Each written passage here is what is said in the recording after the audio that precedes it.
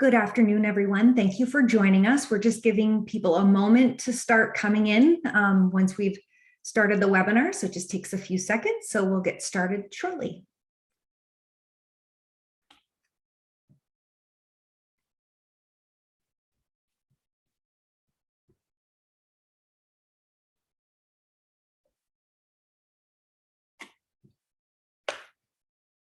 All right, good afternoon, everyone. My name is Stephanie Winters from the Vermont Medical Society, and I am happy today to introduce one of our latest Refugee Health webinar series topics, and that is the ongoing care of pediatric refugees. And Dr. Weinberger, who I'll introduce in a bit, will be presenting some information for you on this topic. Just a few CME related disclosures. This is our disclaimer. This is approved for Category 1 CME as well as social work credits. And Birdie Polly from the VMS, who is on with us, will be sending out an email to those who joined us today on how to claim credits. This is just a slide letting you know that we have no disclosures. Dr. Weinberger has no disclosures, and we did not accept any financial support from any industry sources. And this is the series. We've already held a number of webinars on various topics, but we have some remaining. So here is the schedule. There's also all the recordings and the presentations that we've been sent on this website. So it's on the Vermont Medical Society website, vtmd.org/refugee-health. And you can go there. And then there's also a number of resources that Dr. Andrea Green, who's really spearheaded this webinar series, has given us to share with you. And so with that, I'm happy to introduce Dr. Weinberger. Stan is a pediatrician and the medical director of pediatric primary care at the University of Vermont Medical Center and serves patients in the pediatric immigrant clinic. And so with that, I'm happy to hand it over to Dr. Weinberger. Thank you. All right, thank you. So I will share my screen.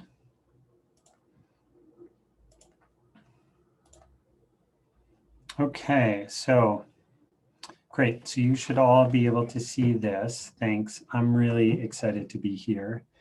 And today, there we go. We're going to go through a few things. We'll talk about an approach to ongoing care for refugee families, talk about some of the recommended follow-up assessments. We'll spend a good amount of time on catch-up vaccines, and also just kind of talk about some common issues that arise when we're helping families. I like to go through a case example. And so we'll talk about the Abdali family. And I think Andrea Green in her talk had used a case of the Abdali family. I made up a number of ages. So we have a mom, dad, 13-year-old, 7-year-old, and 4-year-old who arrived in Vermont from Afghanistan. And we'll talk about the framework for seeing families as they arrive. The initial domestic health assessment, which Dr. Green talked about earlier, ideally happens within that first 30 days after arrival. And so this family's already had that. And then in our Pediatric New American Clinic, at UVM Children's Hospital, we see kids 1 month after that, 6 months following that, and then 1 year after arrival. And the reason we do that is it allows us to sort of, one, time their catch-up vaccines so that we can get them caught up.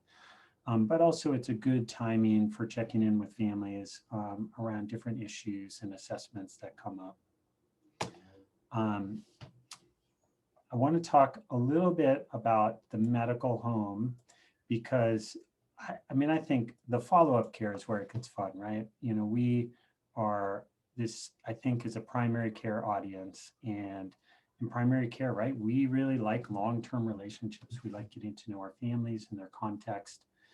And Vermont is a place of strong medical homes, right? Where we try and live up to all these attributes of the medical home.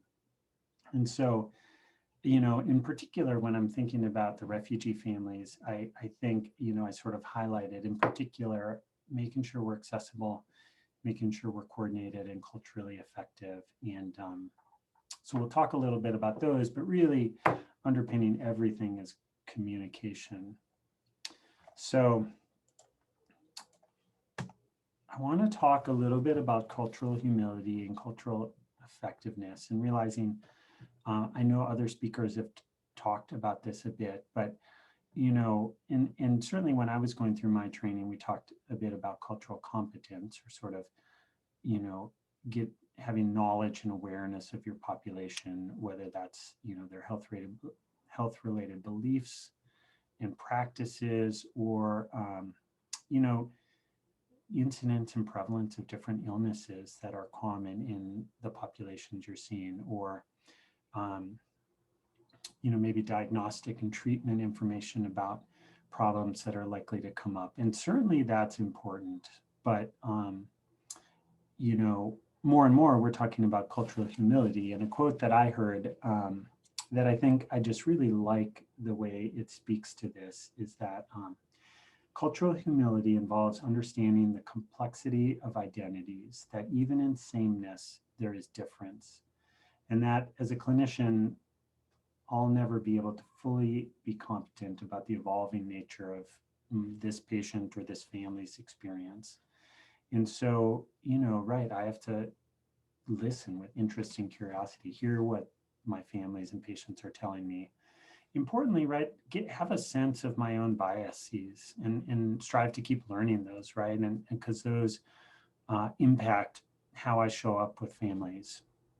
And then also recognize, right, anytime we're dealing with families, there's this inherent status difference as a provider. And so we'll be willing to, acknowledge that and learn from our patients. And I think, if we can do that, we're well on our way. But really, to be effective, we need both these parts. I bring this up, right, because there are different resources that can help. And you've seen these, I think they were in Dr. Green's talk as well, but it is really helpful to get to know the populations so that, right, even as we know that our families and patients are individuals, and they're not defined by their cultural group. If we also bring an understanding to that, we're better off.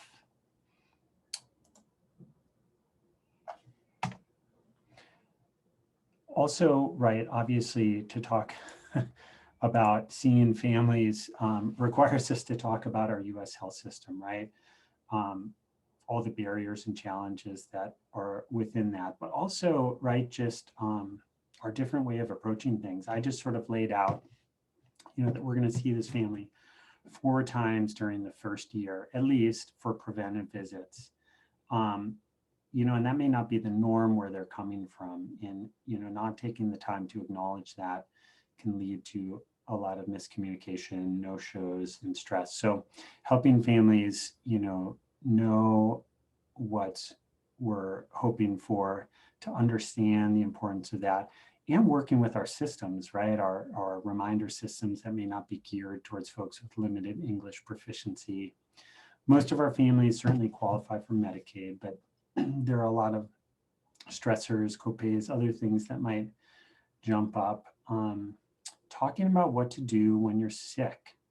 I trained in Minnesota, and there was a well-known case example that was written up around the time I was there, about a Karen father who died in the middle of the night as his kids watched, while his wife was going door to door, didn't speak English, and was trying to get someone to call 911. And, it's just this tragic story. And so talking about our system, right? And that, if you have an emergency, you can call 911 and you can stay on the line and talk in your language. They can find you. They can patch in an interpreter. Don't wait to call. But also for non-emergent things, or things that are, less so, How do they get a hold of us? How can we, so that we can triage or talk through things? What, what are the options for families and helping them feel comfortable with that? Thinking about how we communicate and interpret. There's a talk coming up specifically around interpretation, but it is required under the Affordable Care Act, and specifically a qualified interpreter. So that's someone who's fluent in English and whatever the other language is, who has had training in health terminology, as well as a code of ethics and confidentiality. And so that's really important, and it gives you and the family some confidence about what you're talking about. And so that's really important. Okay, so here's our Abdali family. We have had our domestic health assessment. They're coming to see us a month later.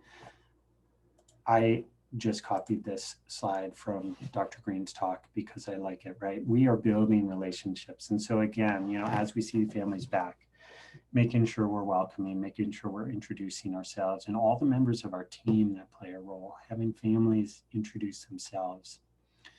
The way we set up confidentiality and consent in this country may be different than our families are used to, right? So reviewing those things, that things are confidential, both for us and the interpreter, that, we are partnering with them, but they are the decision makers for their family, and need to give consent. And also just making sure we're on the same page about the goals for this visit. These are the things that I'm concerned about and I want to make sure we talk about. Tell me what's on your mind. What concerns do you have today that you want to make sure we talk about?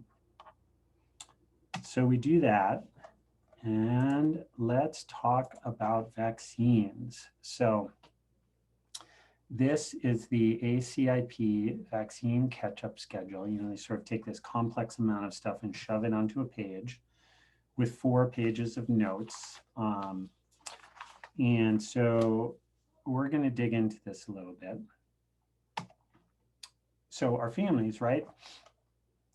They are going to show up maybe with a card like this yellow one. Most kids will have had vaccines either from, the country, their own healthcare system where they were living prior to becoming a refugee, or from, refugee camps, particularly if they've been there for a long time, like some of our Somali and Nepali Bhutanese refugees. So you might have that.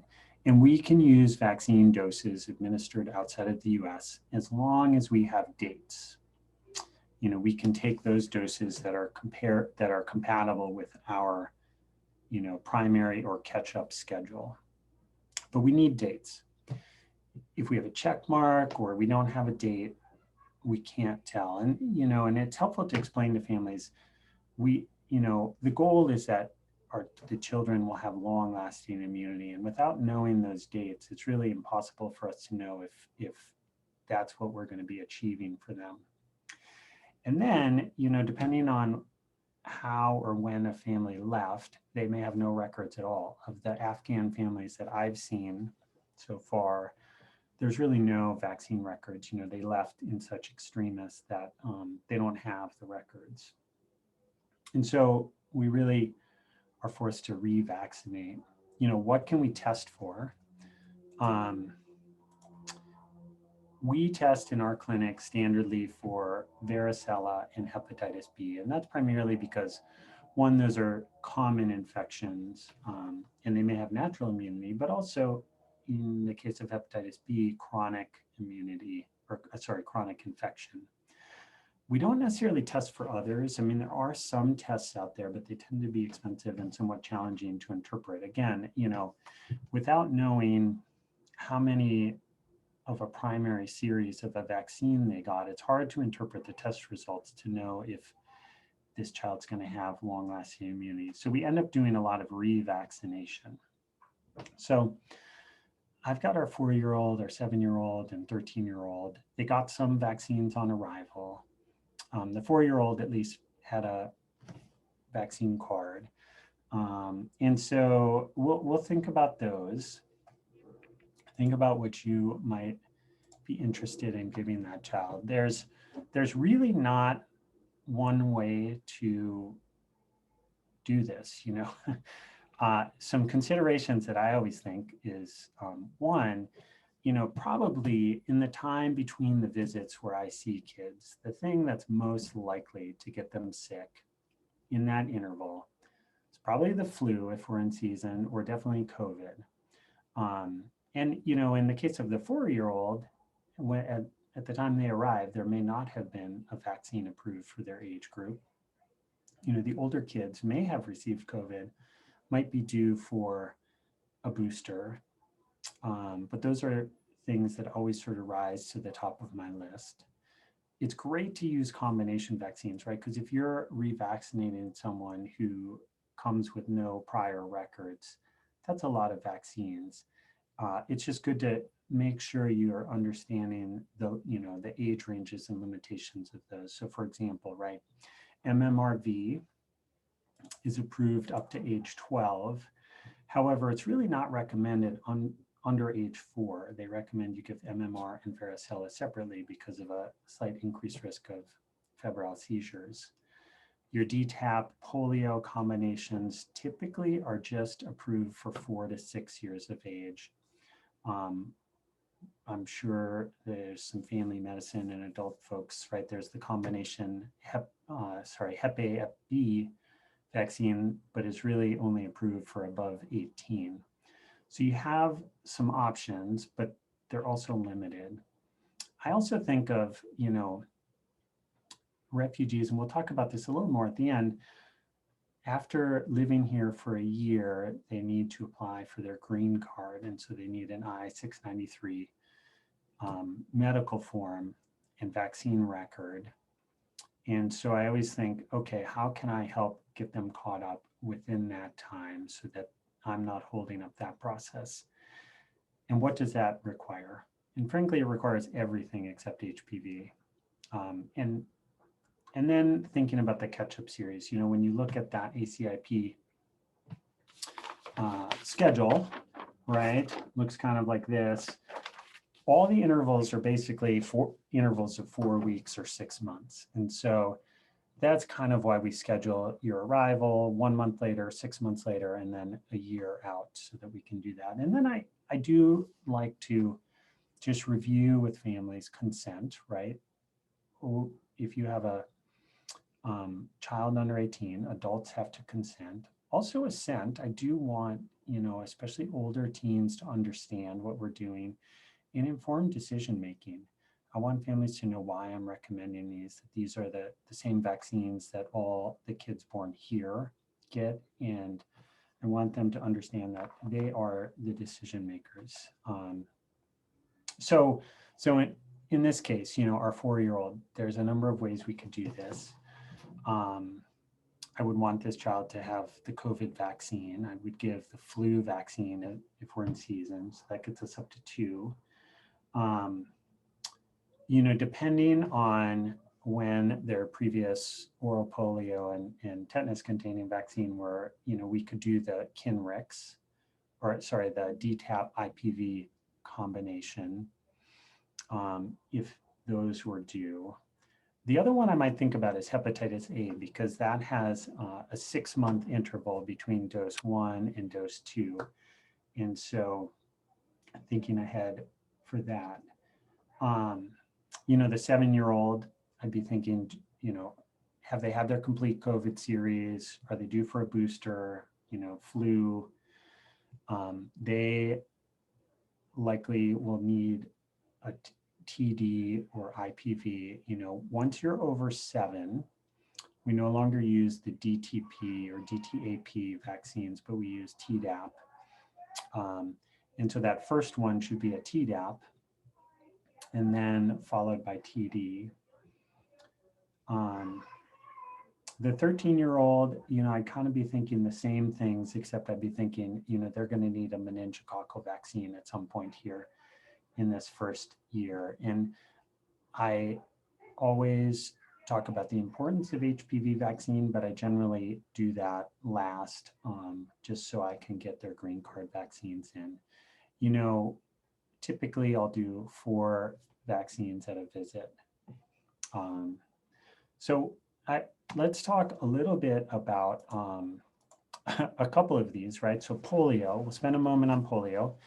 Definitely in the news, right? Because type 2 vaccine strain polio is circulating next door in New York. And many families will come with oral polio records, right? And so the US, we stopped using oral polio in 2000. We use inactivated polio with types 1, 2, and 3. The rest of the world, many or most countries in the rest of the world used oral trivalent polio vaccine, OPV, up until April 1st, 2016. And at that date, they all switched over to bivalent oral polio, just having types 1 and 3. And the reason for that was type 2 was declared eradicated, and the vaccine strain can circulate and cause paralysis. So we can count oral polio given before April 1st, 2016. After that, it doesn't count. It only has type 1 and 3. Our US schedule, we give 4 doses, 3 of them in infancy and 1 between 4 and 6 years of age. Depending on when that, how these doses are, you don't necessarily need a 4th dose if that 3rd dose is when they're actually after, they're already 4 years of age and 6 months has gone by since the 2nd dose. So as we think about our older kids, they may only need 3 doses. It's also helpful to know, many kids show up and they're going to have a whole bunch of oral polio, and that's fine. But if all those doses were less than 4 years of age, we'd want to give them an injectable IPV after 4 years. So polio gets a little confusing, but it's helpful kind of to walk through sort of why that is. And there's a good MMWR specifically around polio vaccination. The other one that gets confusing a lot is tetanus and tetanus containing vaccines. We give in the US schedule 3 vaccines in infancy, 2, 4, and 6 months. Another one in toddlerhood between 15 and 18 months, a 4 to 6 year dose, and then the Tdap at 11 and 12. This table is from immunize.org, great immunization resource. And it kind of, I think, a little more clearly breaks down what to do, like how many doses do you have, and then sort of counting out, okay, what's the timing between those? We talked about if they're over 7, your first dose is Tdap. We can count, we don't restart tetanus series, so you just resume where they left off. And we can count those DTPs that they got elsewhere. If we did start their series off with a Tdap at 7 and 9, we want to repeat it again at 11 and 12. The other thing that's good to point out, there are a lot of different brands of tetanus containing vaccines out there. And although the ACIP guidelines will say best to stick to a brand, they also say, don't waste an opportunity to vaccinate. If you don't have that brand, use what you have. The products from different companies are interchangeable. And so as I'm sort of planning things out, I'll often sit down with this table and sort that out. All right, good for us to talk a little bit about development and education. Early on, at this point, it's 1 month. They should be connected to their school if they weren't already at their domestic health assessment. And by this time, the kid and the family should have a sense of how it's going. Do they enjoy school? Where are they? These kids, many of them may have developmental concerns. Almost all of them, right, would have had stress or trauma, which could potentially affect their development. There's concerns about lead exposure. They may really not have had a lot of opportunity for formal education. And we want to get a sense of the opportunity that they did have. How did that go? Some things that sort of come up, we want to know, check in with what supports they're getting. And all these kids should have English language learning support. even if they have some English proficiency. It's great to check in about the communication between the family and the school. You know, sometimes the child is getting support, they're enjoying school, things are going well, but the family is totally in the dark. And how do they communicate with each other? Up here, certainly in Burlington and Winooski, where they have a lot of students with limited English proficiency, they have good cultural liaisons, which are an excellent at helping that communication. You know, we want to pass along to the school nurses any health concerns that are coming up as we get to know these kids more. But then just how are things going? You know, these kids, many will experience bullying or discrimination, and it's helpful to know how are they feeling? Are they making friends? Are they feeling welcome and safe?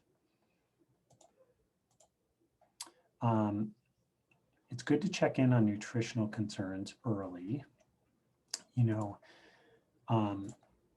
families may have restrictions in their own diets. Also helpful to talk about junk food, right? This is a term that we know what that means. Most families don't.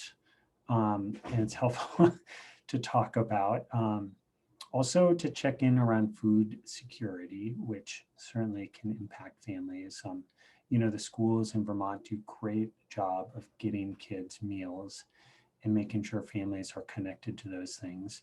Put up the recommendation again that, you know, for kids 12 to 59 months of age, multivitamins recommended in the first year following resettlement. And then, you know, we monitor growth. I've got a couple examples of some growth curves. So this is a Nepali Bhutanese fellow that I cared for. And, you know, when I first met him, his weight was sort of all over the place, but it was kind of hovering around the, you know, 3rd to 15th percentile. He was growing tall very well. But when you put that together, you know, his BMI is well under the 1st percentile. It's helpful to remember, right, these growth curves, these are CDC growth curves that are a representative sample of US children. So not necessarily all children, and certainly some kids from, you know, that come to the US come from places where they tend to be taller than average American kids, some are shorter.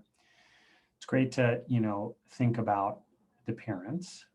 This fellow, his parents were both very tall and quite thin. To think about accuracy of birth dates, you know, we do see kids whose birth dates, you know, they may be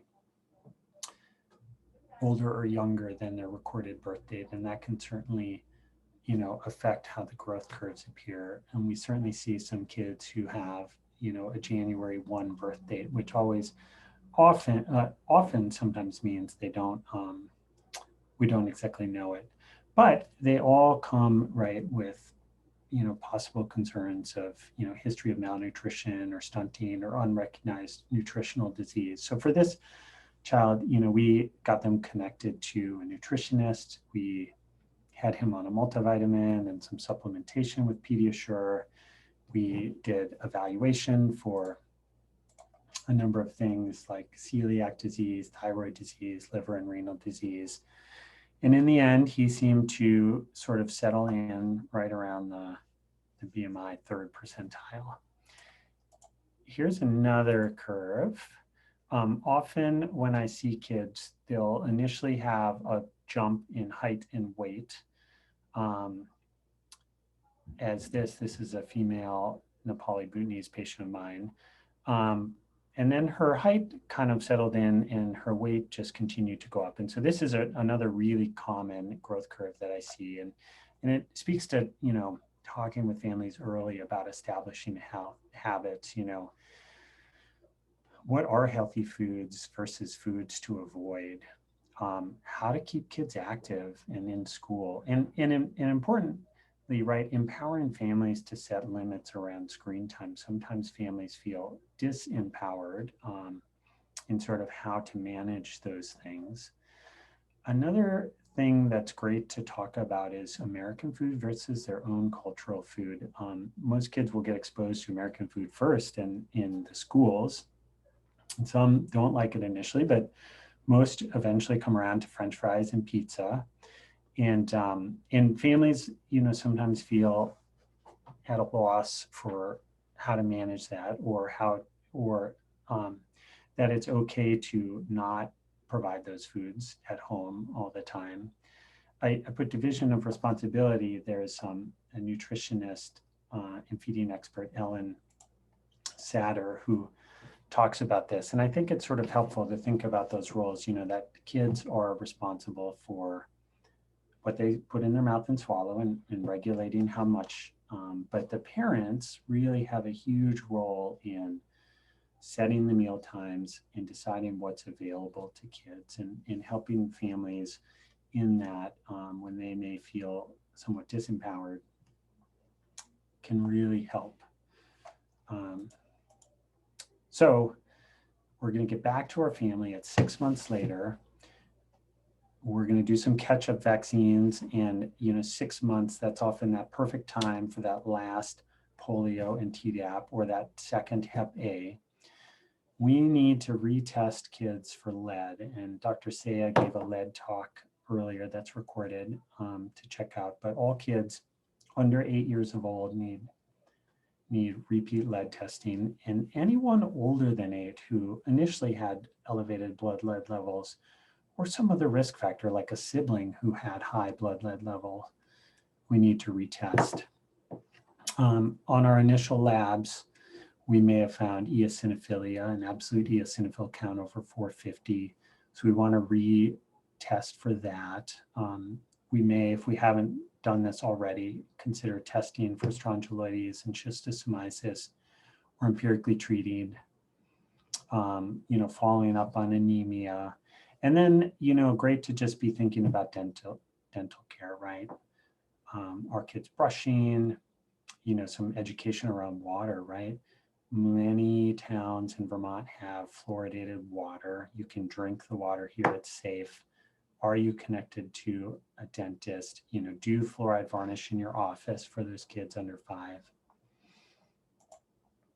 I want to talk a little bit about ongoing stress, right? So, and we have a talk coming up on mental health of refugees on October 13th, right? And once you get here, there's a lot of stress that continues.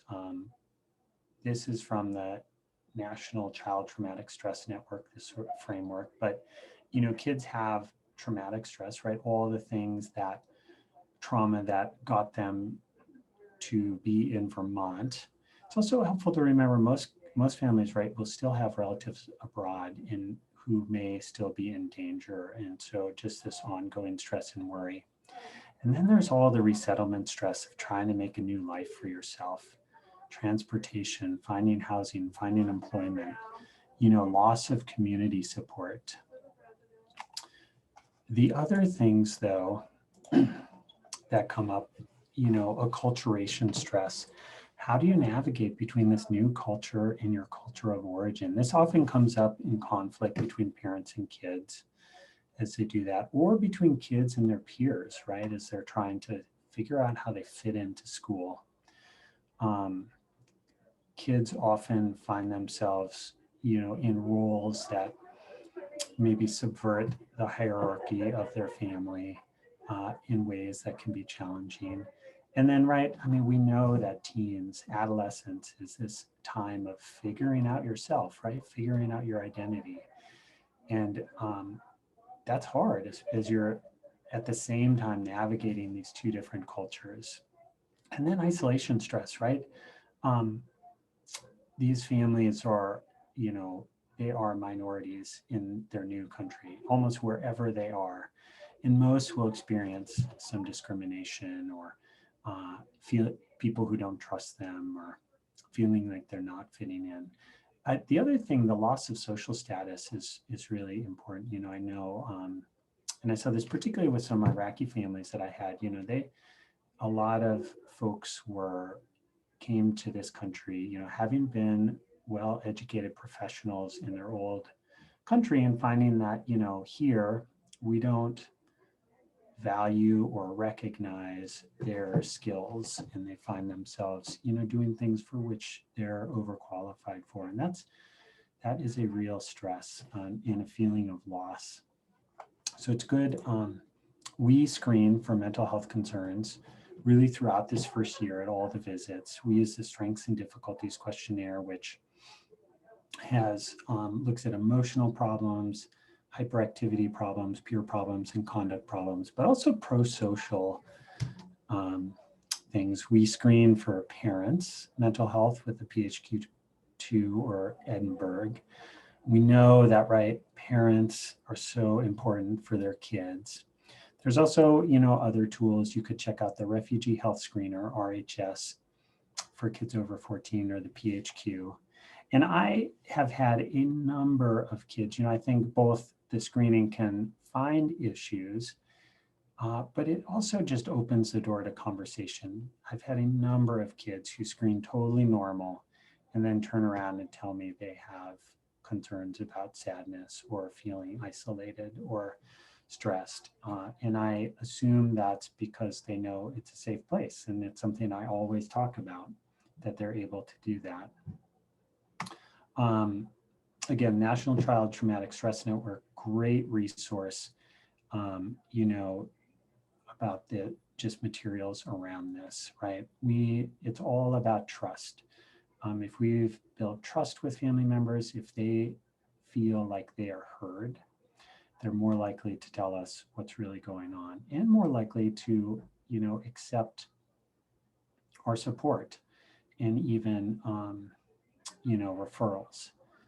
So definitely check that out. I bring this up, I know this was on the earlier talks, right? But I think it just fits in as we're, moving through this first year, and different things are coming up, and we're having to come up with treatment plans that we're able to, listen to families, the Kleinman's 8 questions, how, tell me about this problem, tell me where what you think caused it, how did it start, how would you, what would this mean in your prior country, how would it be treated?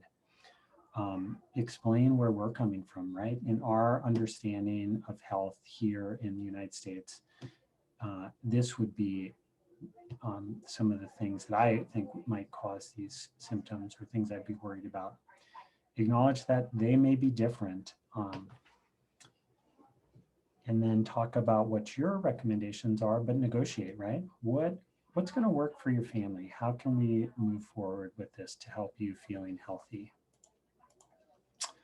1 year post-arrival, great time to be thinking about also safety, right? Of all the things that are going on, the most likely thing that is going to land these kids in the hospital or the emergency room is probably an accident. And, families may be coming from places where there weren't a lot of bike helmets or car seats. Most families don't necessarily know how to swim. Their parents usually don't.